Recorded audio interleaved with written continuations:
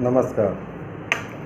मैं डॉक्टर गिरीश चतुर्वेदी फिर से आपका अपने चैनल में स्वागत करता हूं। अपने एजुकेशनल सीजन में आपका स्वागत करता हूं। पिछले क्लास में हम लोगों ने चर्चा किया था anaemia.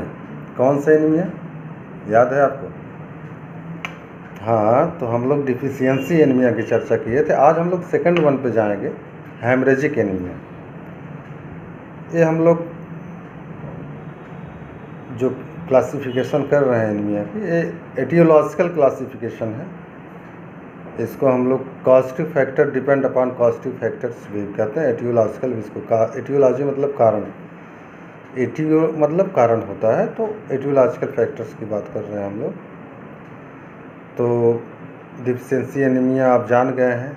It is developed due to the deficiency of iron, folic acid and vitamin B12।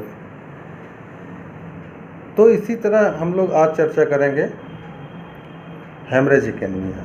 Haemorrhage word ही जो है वो इंडिकेट कर देता है कि हेमरेजिक एनीमिया क्या होता है, क्योंकि हेमरेज वर्ड का मतलब ही है bleeding. Abnormal bleeding is called haemorrhage. तो this type of anaemia commonly caused by the blood loss from the body. जो इस तरह की एनीमिया होती है वो जनरली सबसे ज़्यादा जो इसका बड़ा कारण है, एक ब्लड लॉस होने की वजह से होता है हमारे शरीर से। क्यों ऐसा होता है? Through the lost blood the red blood cells are lost giving rise to anaemia. जब हमारे शरीर से ब्लड लॉस होता है तो उसी के साथ में आरबीसी भी बाहर निकलते हैं। ब्लड निकलेगा तो उसमें आरबीसी तैर रहा तो वो भी बाहर निकलेगा। तो आरबीसी बाहर निकलने की वजह से यह एनीमिया डेवलप होता है, क्योंकि आरबीसी हमारे शरीर में कम हो जाएगा। जब ब्लड के साथ वो बाहर निकल जाएगा तो हमारे शरीर में कम हो जाएगा, तो हमको एनीमिया से सफ़र करना ही होगा। सीधी सी बात है।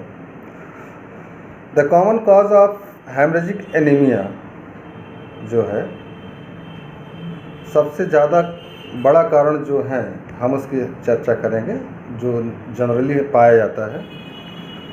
तो सबसे पहला कारण देखें तो injuries to the blood vessels. हमारे शरीर में कहीं भी कोई भी हमारी नस वगैरह जो होती है, ब्लड वेसल्स है जो हमारे शरीर में ब्लड को पहुंचाते हैं चारों तरफ, उसको ब्लड वेसल्स कहा जाता है। उसमें अगर इंजरी हो जाए, चोट लग जाए, उसकी वजह से हमारे शरीर में ब्लड लॉस होता है। पहला कारण, बहुत महत्वपूर्ण कारण। उसके बाद दूसरा कारण क्या है? Injuries caused by the accident. किसी भी एक्सीडेंट से हमारे शरीर में कोई इंजरी हो तो हमारे शरीर से ब्लड लॉस होता है, जिसकी वजह से यही ब्लड लॉस हम जो है एनीमिया को बढ़ावा देता है, पैदा करता है हमारे शरीर में। फिर नेक्स्ट वन अगर कॉज देखें, injuries caused during surgical operations. हमारे शरीर में कोई भी ऑपरेशंस वगैरह होते हैं तो उसकी वजह से भी ब्लीडिंग होता है। ब्लीडिंग की वजह से यह डेवलप हो सकता है haemorrhagic anaemia. Then next cause की बात करें तो more blood loss in menses in the female. महिलाओं में दो समस्याएं होती हैं जिसमें पीरियड के दौरान ब्लीडिंग बहुत ज़्यादा होती है। एक होता है मेट्रोरेजिया, एक होता है मेनोरेजिया। मेनोरेजिया आपको बाद में समझाएंगे। इतना आप समझ लीजिए, एक में ब्लड बहुत ज़्यादा निकलता है, बाहर होता है, ब्लीडिंग हो जाती है। दूसरे में पीरियड जल्दी होता है। यही दोनों में अंतर है बस। तो इन अवस्थाओं में हमारे शरीर से ब्लड लॉस होता है। उसके बाद नेक्स्ट कॉज जो है, bleeding after the delivery, that is called PPH, PPH, postpartum haemorrhage, बच्चा डिलीवर्ड होने के बाद जो ब्लीडिंग होती है उसको PPH कहते हैं। इसमें भी ब्लड लॉस होने की वजह से हेमरेजिक एनीमिया डेवलप होता है।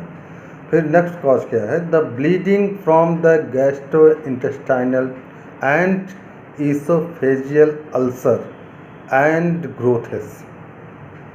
GIT में कोई इन्फेक्शन हो, छाले पड़ जाए, अल्सर्स हो जाए जिसकी वजह से ब्लीडिंग हो, ईसोफेगस वगैरह में, इसकी वजह से ब्लीडिंग होने पे भी यही चीज़ डेवलप होती है। क्या डेवलप होती है? Haemorrhagic anaemia. फिर उसके बाद आगे बढ़ें तो ब्लीडिंग फ्रॉम द हेमरॉइड्स, आप सुने होंगे, अक्सर लोग कहते हैं बवासीर। बवासीर में अक्सर थोड़े थोड़े ब्लीडिंग होते रहते हैं जिसकी वजह से हेमरेजिक एनीमिया डेवलप होता है। ब्लीडिंग होने की वजह से बार बार ये डेवलप होता है। उसके बाद ब्लीडिंग फ्रॉम या bleeding due to defective blood coagulation, अगर हमारे शरीर में ब्लड कोगुलेशन फैक्टर्स में कोई कमी हो या हीमोफीलिया वगैरह की बीमारी हो जिसकी वजह से हमारे ब्लीडिंग कंट्रोल नहीं होती है, उसकी वजह से भी ये एनीमिया डेवलप होता है। बहुत बड़ा कारण एक ये भी है, अक्सर देखने मिलता है। या प्लेटलेट ही घट जाए तब भी अगर कहीं से ब्लीडिंग हो गया तब भी इसकी वजह से भी ये समस्या आ सकती है। फिर नेक्स्ट अगर देखेंगे, the bleeding due to the calcium and vitamin K deficiency. Calcium और विटामिन के जो होता है कोगुलेशन फैक्टर में काम करता है, ब्लड को हमारे ज़माने में महत्व है इसका, क्लॉट करता है ब्लड को। अगर ये भी फैक्टर्स कम होते हैं तब भी ब्लीडिंग हो सकती है, इसके वजह से भी यह एनीमिया डेवलप हो सकता है। उसके बाद bleeding from the tumours specially malignant, प्राणघातक कैंसर जो होते हैं, मैलिग्नेंट मतलब होता है प्राणघातक, तो उसमें भी ब्लीडिंग होने से उसकी भी यह जो है डेवलप होता है। अगर आप एग्जांपल देखेंगे जैसे carcinoma of the stomach, carcinoma of the oesophagus, cancer of rectum, cancer of cervix, cancer of lungs, ये जो है अक्सर ब्लीड करवाते हैं जिसकी वजह से यह डेवलप होता है हेमरेजिक एनीमिया। तो यह जो है ख़ास चीज़ें हैं। आज के वीडियो में सिर्फ इतना ही। नेक्स्ट वीडियो में हम फिर कोशिश करेंगे, नेक्स्ट एक अलग टाइप का एनीमिया हम लोग लेके आएंगे। नमस्कार।